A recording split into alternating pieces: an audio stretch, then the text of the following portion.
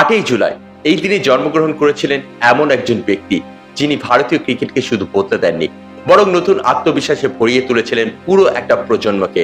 তিনি আর কেউ নয়, আমাদের দাদা সৌরভ গাঙ্গুলী। তাকে বলা হয় দাদা, মহারাজ বা প্রিন্স অফ কলকাতা।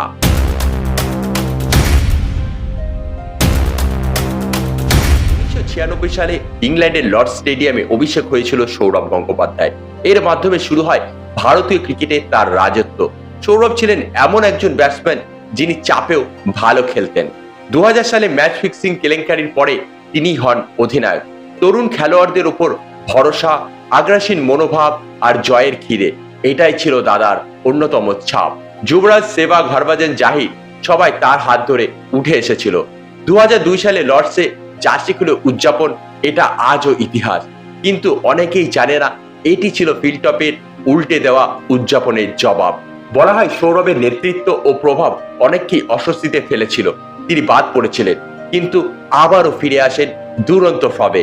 এটা অনেকটা সিনেমার গল্পের মতো। গ্রেগ চ্যাপেলের অধ্যায়, বিতর্ক, বাদ পড়া সবই ছিল তার জীবনের অংশ মাত্র।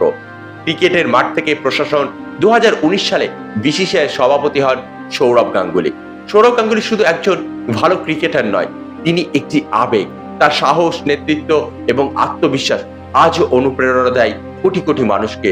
জন্মদিনে দাদাকে জানাই অন্তরের অন্তঃস্থল থেকে শুভ জন্মদিন। ভিডিওটি ভালো লাগলে লাইক করুন, শেয়ার করুন এবং দাদাকে ভালোবাসলে কমেন্ট বক্সে লিখে যান লাভ ইউ দাদা।